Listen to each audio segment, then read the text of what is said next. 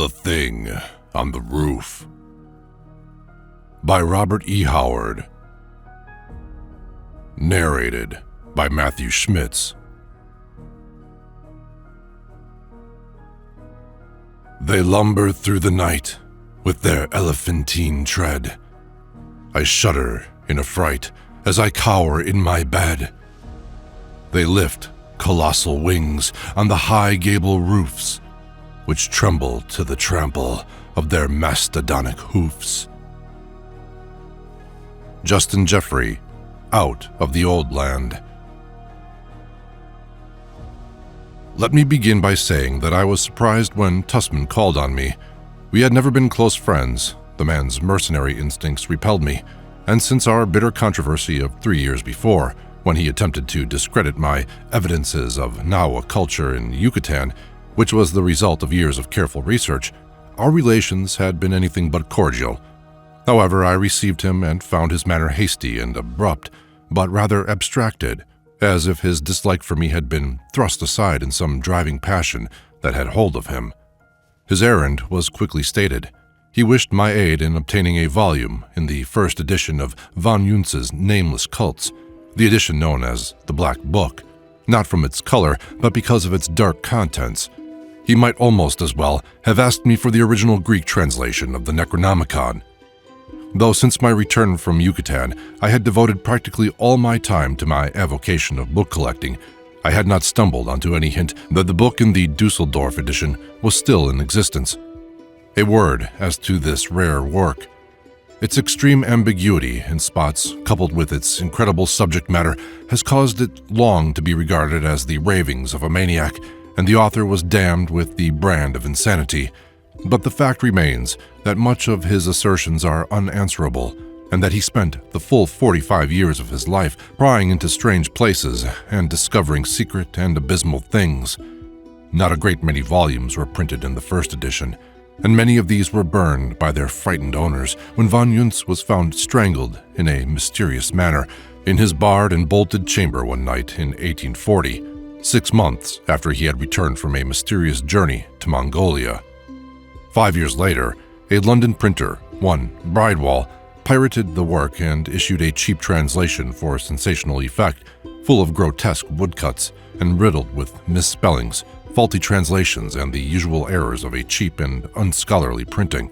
This still further discredited the original work, and publishers and public forgot about the book until 1909, when the Golden Goblin Press of New York brought out an edition. Their production was so carefully expurgated that fully a fourth of the original matter was cut out.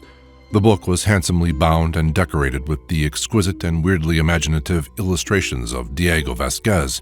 The edition was intended for popular consumption, but the artistic instinct of the publishers defeated that end, since the cost of issuing the book was so great that they were forced to cite it at a prohibitive price.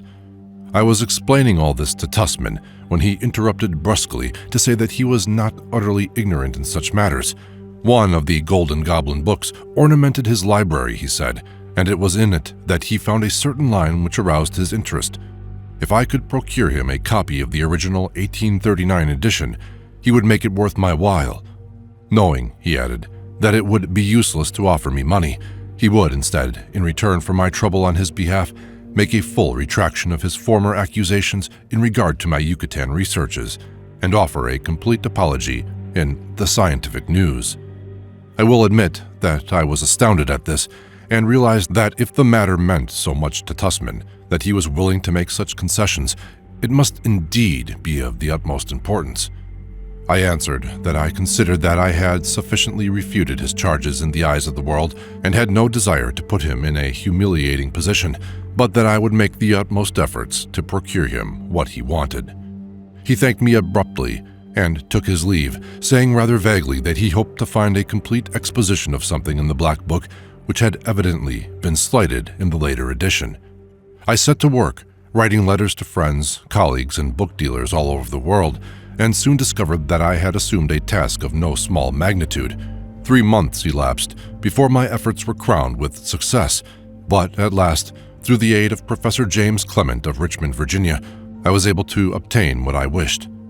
I notified Tussman and he came to London by the next train. His eyes burned avidly as he gazed at the thick, dusty volume with its heavy leather covers and rusty iron hasps, and his fingers quivered with eagerness as he thumbed the time-yellowed pages.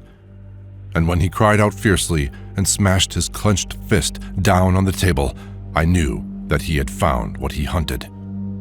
"Listen," he commanded, and he read to me a passage that spoke of an old temple in a Honduras jungle where a strange god was worshipped by an ancient tribe which became extinct before the coming of the Spaniards. And Tussman read aloud of the mummy that had been, in life, the last high priest of that vanished people, and which now lay in a chamber hewn in the solid rock of the cliff against which the temple was built. About that mummy's withered neck was a copper chain, and on that chain a great red jewel carved in the form of a toad.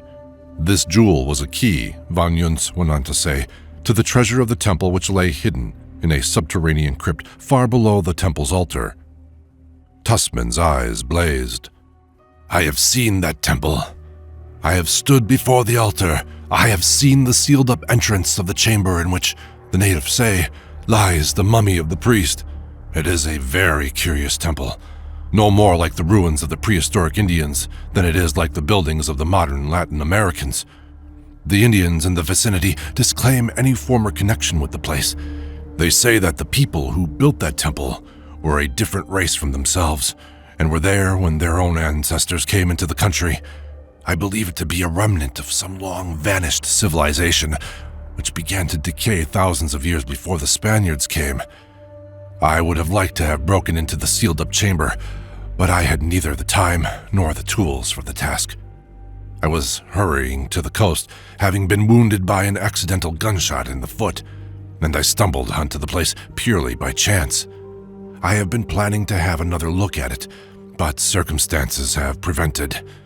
Now, I intend to let nothing stand in my way. By chance, I came upon a passage in the Golden Goblin edition of this book describing the temple, but that was all. The mummy was only briefly mentioned. Interested, I obtained one of Bridewell's translations, but ran up against a blank wall of baffling blunders. By some irritating mischance, the translator had even mistaken the location of the Temple of the Toad, as von Juntz calls it, and has it in Guatemala instead of Honduras. The general description is faulty. The jewel is mentioned and the fact that it is a key, but a key to what? Bridewell's book does not state. I now felt that I was on the track of a real discovery, unless von Juntz was, as many maintain, a madman. But that the man was actually in Honduras at one time is well attested, and no one could so vividly describe the temple as he does in the Black Book unless he had seen it himself. How he learned of the jewel is more than I can say. The Indians who told me of the mummy said nothing of any jewel. I can only believe that von Juntz found his way into the sealed crypt somehow. The man had uncanny ways of learning hidden things. To the best of my knowledge, only one other white man has seen the Temple of the Toad, besides von Juntz and myself, the Spanish traveler Juan Gonzalez, who made a partial exploration of that country in 1793. He mentioned briefly a curious fane that differed from most Indian ruins, and spoke skeptically of a legend currently among the natives that there was something unusual hidden under the temple. I felt certain that he was referring to the Temple of the Toad. Tomorrow, I sail for Central America. Keep the book. I have no more use for it. This time, I am going fully prepared, and I intend to find what is hidden in that temple if I have to demolish it. It can be nothing less than a great store of gold. The Spaniards missed it somehow. When they arrived in Central America, the Temple of the Toad was deserted. They were searching for living Indians, from whom torture could wring gold, not for mummies of lost peoples, but I mean to have that treasure. So saying, Tussman took his departure. I sat down and opened the book at the place where he had left off reading, and I sat until midnight, wrapped in von Juntz's curious, wild, and at times utterly vague expoundings, and I found pertaining to the Temple of the Toad certain things which disquieted me so much that the next morning I attempted to get in touch with Tussman, only to find that he had already sailed. Several months passed, and then I received a letter from Tusman asking me to come and spend a few days with him at his estate in Sussex. He also requested me to bring the Black Book with me. I arrived at Tusman's rather isolated estate just after nightfall. He lived in an almost feudal state, his great ivy-grown house and broad lawns surrounded by high stone walls. As I went up the hedge-bordered way from the gate to the house, I noted that the place had not been well kept in its master's absence. Weeds grew rank among the trees, almost choking out the grass. Among some unkempt bushes over against the outer wall, I heard what appeared to be a horse or an ox blundering and lumbering about. I distinctly heard the clink of its hoof on a stone.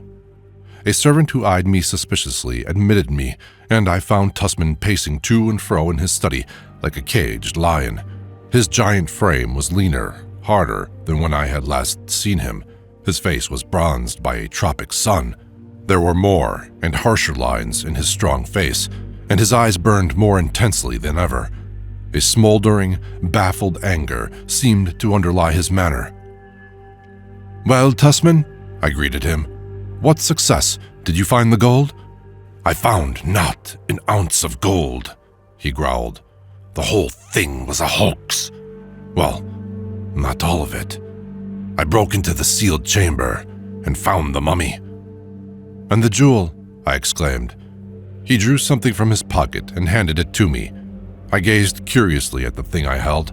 It was a great jewel, clear and transparent as crystal, but of a sinister crimson, carved, as von Juntz had declared, in the shape of a toad.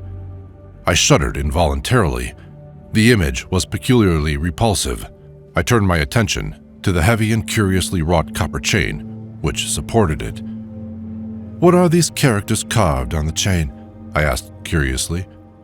"I cannot say," Tusman replied. "I had thought perhaps you might know. I find a faint resemblance between them and certain partly defaced hieroglyphics on a monolith known as the Black Stone in the mountains of Hungary. I have been unable to decipher them." "Tell me of your trip," I urged, and over our whiskey and sodas he began, as if with a strange reluctance. "I found the temple again with no great difficulty, though it lies in a lonely and little frequented region. The temple is built against a sheer stone cliff in a deserted valley unknown to maps and explorers. I would not endeavor to make an estimate of its antiquity, but it is built of a sort of unusually hard basalt, such as I have never seen anywhere else, and its extreme weathering suggests incredible age. Most of the columns which form its facade are in ruins, thrusting up shattered stumps from worn bases, like the scattered and broken teeth of some grinning hag. The outer walls are crumbling, but the inner walls and the columns, which support such of the roof as remains intact, seem good for another 1,000 years, as well as the walls of the inner chamber. The main chamber is a large circular affair with a floor composed of great squares of stone. In the center stands the altar, merely a huge, round, curiously carved block of the same material. Directly behind the altar, in the solid stone cliff, which forms the rear wall of the chamber, is the sealed and hewn-out chamber wherein lay the mummy of the temple's last priest. I broke into the crypt with not too much difficulty and found the mummy exactly as is stated in the Black Book. Though it was in a remarkable state of preservation, I was unable to classify it. The withered features and general contour of the skull suggested certain degraded and mongrel peoples of Lower Egypt, and I feel certain that the priest was a member of a race more akin to the Caucasian than the Indian. Beyond this, I cannot make any positive statement. But the jewel was there, the chain looped about the dried-up neck. From this point, Tusman's narrative became so vague that I had some difficulty in following him, and wondered if the tropic sun had affected his mind. He had opened a hidden door in the altar somehow with the jewel, just how he did not plainly say, and it struck me that he did not clearly understand himself the action of the jewel key. But the opening of the secret door had had a bad effect on the hardy rogues in his employ. They had refused point blank to follow him through the gaping black opening which had appeared so mysteriously when the gem was touched to the altar. Tusman entered alone with his pistol and electric torch, finding a narrow stone stair that wound down into the bowels of the earth apparently. He followed this and presently came into a broad corridor, in the blackness of which his tiny beam of light was almost engulfed. As he told this, he spoke with strange annoyance of a toad which hopped ahead of him, just beyond the circle of light, all the time he was below ground. Making his way along dank tunnels and stairways that were wells of solid blackness, he at last came to a heavy door, fantastically carved, which he felt must be the crypt wherein was secreted the gold of the ancient worshippers. He pressed the toad jewel against it at several places, and finally the door gaped wide. "And the treasure?" I broke in eagerly. He laughed in savage self-mockery. "There was no gold there. No precious gems. Nothing." He hesitated. "Nothing that I could bring away." Again his tale lapsed into vagueness. I gathered that he had left the temple rather hurriedly without searching any further for the supposed treasure. He had intended bringing the mummy away with him, he said, to present to some museum, but when he came up out of the pits, it could not be found, and he believed that his men, in superstitious aversion to having such a companion on their road to the coast, had thrown it into some well or cavern.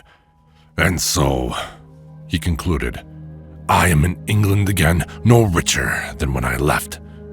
"You have the jewel," I reminded him. "Surely it is valuable." He eyed it without favor, but with a sort of fierce avidness, almost obsessional. "Would you say that it is a ruby?" he asked. I shook my head. "I am unable to classify it." And I. But let me see the book." He slowly turned the heavy pages, his lips moving as he read. Sometimes he shook his head as if puzzled, and I noticed him dwell long over a certain line. "This man dipped so deeply into forbidden things," said he. "I cannot wonder that his fate was so strange and mysterious. He must have had some foreboding of his end. Here, he warns men, do not disturb sleeping things." Tusman seemed lost in thought for some moments. "Sleeping things," he muttered, "that seem dead, but only lie waiting for some blind fool to awake them. I should have read further in the Black Book, and I should have shut the door when I left the crypt. But I have the key, and I'll keep it in spite of hell." He roused himself from his reveries and was about to speak when he stopped short. From somewhere upstairs had come a peculiar sound. "What was that?" He glared at me. I shook my head, and he ran to the door and shouted for a servant. The man entered a few moments later, and he was rather pale. "You were upstairs?" growled Tusman. "Yes, sir." "Did you hear anything?" asked Tusman harshly, and in a manner almost threatening and accusing. I did, sir," the man answered with a puzzled look on his face. "What did you hear?" The question was fairly snarled. "Well, sir," the man laughed apologetically, "you'll say I'm a bit off, but I fear, to tell you the truth, sir, it sounded like a horse stamping around on the roof." A blaze of absolute madness leaped into Tusman's eyes. "You fool!" he screamed. "Get out of here!" The man shrank back in amazement, and Tusman snatched up the gleaming toad-carved jewel. "I've been a fool," he raved. "I didn't read far enough, and I should have shut the door. But by heaven, the key is mine, and I'll keep it in spite of man or devil." And with these strange words, he turned and fled upstairs. A moment later, his door slammed heavily, and a servant, knocking timidly, brought forth only a blasphemous order to retire and a luridly worded threat to shoot anyone who tried to obtain entrance into the room. Had it not been so late, I would have left the house, for I was certain that Tusman was stark mad. As it was, I retired to the room a frightened servant showed me, but I did not go to bed. I opened the pages of the Black Book at the place where Tussman had been reading. This much was evident, unless the man was utterly insane. He had stumbled upon something unexpected in the Temple of the Toad. Something unnatural about the opening of the altar door had frightened his men. And in the subterraneous crypt, Tussman had found something that he had not thought to find. And I believed that he had been followed from Central America, and that the reason for his persecution was the jewel he called the key. Seeking some clue in von Juntz's volume, I read again of the Temple of the Toad, of the strange pre-Indian people who worshipped there, and of the huge, tittering, tentacled, hoofed monstrosity that they worshipped. Tussman had said that he had not read far enough when he had first seen the book. Puzzling over this cryptic phrase, I came upon the line he had pored over, marked by his thumbnail. It seemed to me to be another of von Juntz's many ambiguities, for it merely stated that a temple's god was the temple's treasure. Then the dark implication of the hint struck me, and cold sweat beaded my forehead. The key to the treasure, and the temple's treasure was the temple's god, and sleeping things might awaken on the opening of their prison door. I sprang up, unnerved by the intolerable suggestion, and at that moment something crashed in the stillness, and the death scream of a human being burst upon my ears. In an instant, I was out of the room, and as I dashed up the stairs, I heard sounds that have made me doubt my sanity ever since. At Tussman's door, I halted, essaying, with shaking hands, to turn the knob. The door was locked, and as I hesitated, I heard from within a hideous, high-pitched tittering, and then the disgusting, squashy sound as if a great, jelly-like bulk was being forced through the window. The sound ceased, and I could have sworn I heard a faint swish of gigantic wings. Then silence. Gathering my shattered nerves, I broke down the door. A foul and overpowering stench billowed out like a yellow mist. Gasping in nausea, I entered. The room was in ruins, but nothing was missing except that crimson toad-carved jewel Tussman called the key, and that was never found.